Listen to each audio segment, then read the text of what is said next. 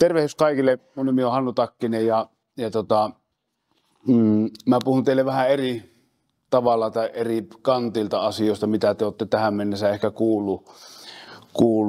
En puhu kovasta liiketoiminnasta, liiketaloudesta, voiton tekemisestä, itse asiassa liikevoitosta tai liikevaihdosta en puhu yhtään, koska sitä ei minun yrityksellä vielä olen niin tuore yrittäjä. Mä oon työskentelen tällä hetkellä 100% Oulun poliisilaitoksen palveluksessa, rikosylikonstaapeli on mun virkanimike siellä ja reilu 20 vuotta on siellä työskennellyt erilaisissa tehtävissä siellä ja sitten työssä on sattunut monenlaista niin minulle kuin työtovereille sellaisia asioita, että siinä on tarvinnut sitten pikkusen niin pitää huolta itsestä ja omasta jaksamisesta ja palautumisesta ja kriittisistä tilanteista selviämistä. Mä oon siinä toiminnassa ollut vuosia mukana ja käytännössä kriittisten tilanteiden jälkipurkua tehnyt niin tässä Oulun poliisilaitoksella kuin sitten valtakunnallisesti sellaisessa posttraumatyöpajakonseptissa, mikä meillä on poliisissa käytössä siellä vetotiimissä. Ja sitä kautta sitten minulla syttyi mielenkiinto tähän oikeastaan näiden omien kokemusten kautta, mitä työssä on sattunut, niin syttyy mielenkiintoisia ihmismieleen ja jaksamiseen ja palautumiseen ja näihin ja sitten kiinnostun asiasta, aloin sitten vähän opiskelemaan tuossa ja sitten ilmoittauduin nyt tuossa keväällä, aloitin työnohjaajan opinnot ja sitten kesä meni tuossa työnohjeessa opiskelen, niin kesä meni siinä vähän kelatessa asioita ja sitten syksyllä päätin perustaa elämäni ensimmäisen yrityksen. En ole koskaan ollut yrittäjä ja kuvittelin, että minusta ei tulekaan sellaista, mutta se itse asiassa toimenpiteenä oli erittäin helppo. Toimin nimen alla tällä hetkellä ja katsotaan mitä tässä tulee. Mä istuin työmatkalla, oli tuolla Lapissa sellaisella valvontareissulla ja sitten oli illalla aikaa, mä istuin omalle läppärille ja perustin yrityksen. Ja se oli itselle semmoinen juttu, että mä siellä mielessäni tuulettelin aika tavalla, että no niin, ollaanpa nyt taas sitten vähän uuden edessä ja siihen tietysti vaikeuksia monenlaisia, tai ei oikeastaan vaikeuksia, vaan semmoista tietämättömyyttä mulla niin kun liittyy tähän yrityksen toimintaan ylipäätään. Mä en ole ikinä lähettänyt yhtään laskua mihinkään sitten piti alkaa selvittää, että miten mä teen mun laskutuksen ja miten mä teen mun kirjanpidon ja mitä kaikkia te sen tiedätte, että mitä siihen liittyy ja aivan on alussa siinä mielessä kyllä. Mutta Juha tuossa mainitti sitä, että mitä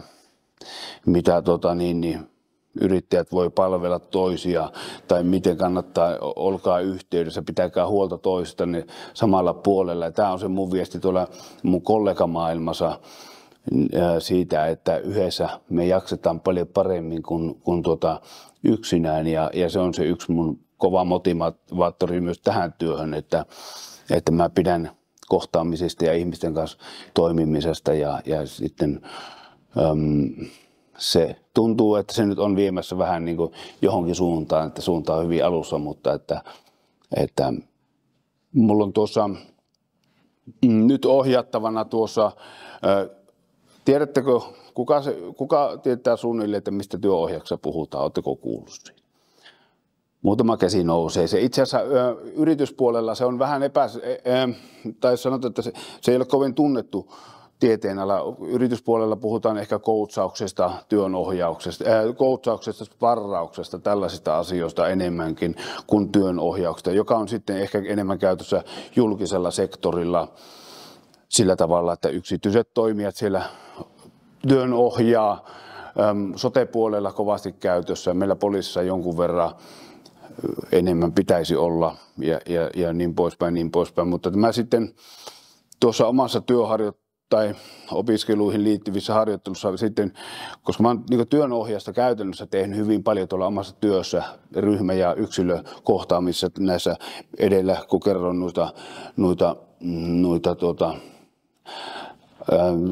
tapauksia tai ajatuksia, mihin se liittyy mulla töissä, niin sitten ajattelin, että se on mulle tuttua, että mun ei kannata sieltä sitä kokemusta hakea enää koska mä sen tiedän sen puolen. Niin sitten mä tuossa tapasin viime talvena erään yrittäjän, tällaisen keskisuuren yrittäjän, jos tuohon lukuihin, mitä tuossa heijastin, niin siihen liittyvä yrityksen toimitusjohtajan hiihtoladulla, jonka mä tunsin tai tiesin, mutta en sillä tavalla kovin tuntenut. Lähdettiin sitten ihan sattumalta hiihtää yhtä matkaa siinä ladulla ja mä olin aloittanut nuo opinnot ja mä kerroin vähän niistä opinnoista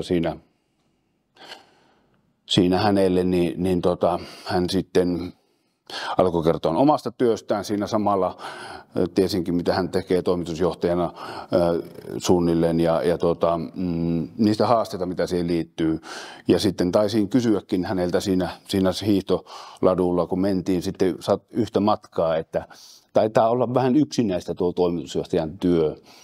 Ja hän siihen kyllä sanoi, että niin se on.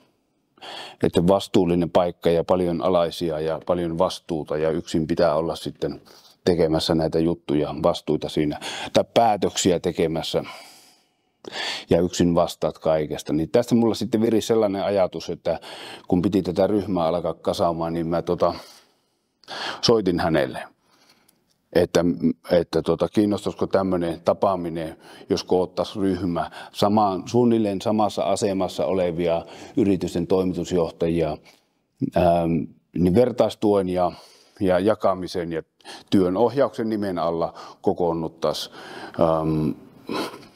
ja käytäisiin muutaman kerran tässä talven aikana. No hän suostui siinä ensimmäisessä puhelussa, että hän on mukana, että se tuli hyvä sauma. Hänellä oli sellainen tilanne omassa elämässä ja työssä. Ja sitten mä soitin 3 muulle tuntemalleni suunnilleen vastaavaa työtä, mutta että suunnilleen samankokoisessa firmoissa oleville toimitusjohtajille ja kaikki lähtivät ensimmäiseltä soitolta mukaan.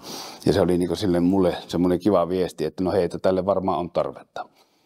Ja nyt me ollaan sitten kokoonnuttu tuossa pari kertaa, ensi viikolla seuraava kerta tuossa kun tavataan ja jaetaan siellä luottamuksella, jaetaan niitä paineita, mitä yrittäjä kokee niin omassa työssä ja omassa elämässä niin sillä tavalla. Ei niinkään. Mä sanoin ensimmäisessä tapaamisessa niille ensimmäisen puheenvuorossani, että mä en tiedä teidän työstä yhtään mitään.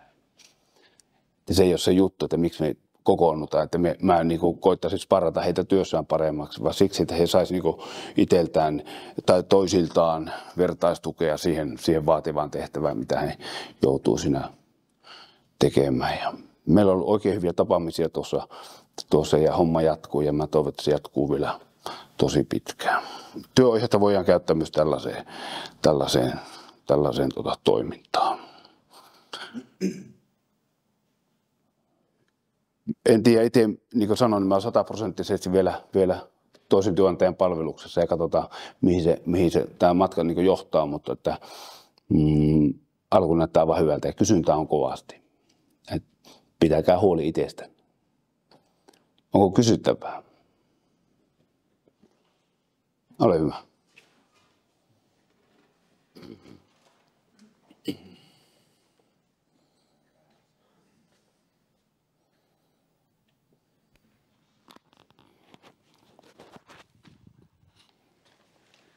Joo, kiitoksia erinomaisesta puheenvuorosta, ja tervetuloa yrittäjyyden maailmaan. Tämä on ihan jännittävää ja mielenkiintoista, että jos menee hyvin, niin se on mielenkiintoista ja sitten toisina aikana se on jännittävää.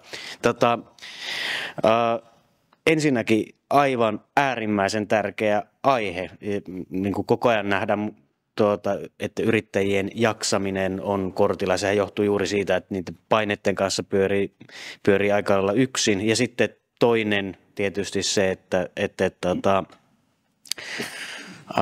jos yrittäjä menee vaikkapa työterveyshuollosta kysymään tai lääketieteen ammattilaisilta, että kuinka sitä omaa jaksamista voisi kehittää tai että nyt vähän painaa, niin herkästi vastaus on, että ota sairaslomaa ja sitten meistä yrittäjistä aika moni tietää, että se entisestään lisää sitä stressiä, mitä kokee, että jos tässä vielä vaikeuksien keskellä sairauslomaa ottaa, niin jää nekin asiat hoitamatta, mitä nyt on tullut hoidettua ja kukas ne sitten hoitaa, niin mitä sulla on sellaisia vinkkejä meille yrittäjille sen oman niin kuin arjen kanssa. Tämä on loistavaa, että tuodaan yhteen, keskustellaan yhdessä, puretaan ikään kuin, varmaan haasteet tuntuu pienemmiltä, kun niitä jakaa muiden kanssa, mutta onko jotain muita vinkkejä antaa niin kuin jaksamisen kanssa painivien yrittäjien taakan helpottamiseksi? No, kiitos kysymyksestä.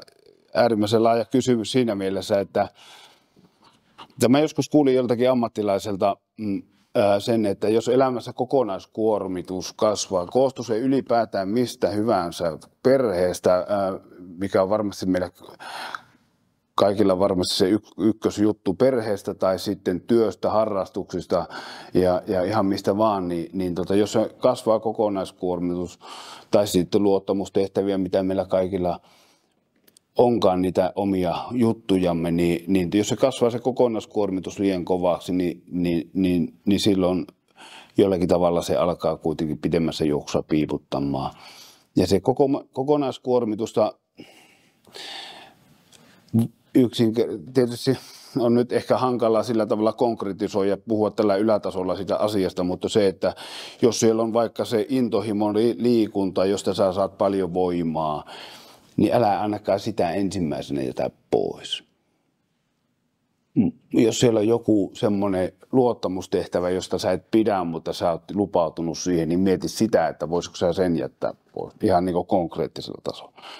Mutta semmoiset, niin ne mitkä tuo sulle iloa ja voimaa niin siihen arkeen, niin kyllä niistä pitää huoli, koska sitten jos niitä ei ole, niin sitten ei ole oikein niin kuin mitään. Perhe on monelle se voimavara,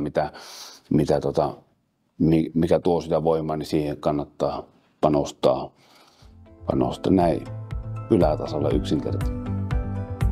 Kiitos.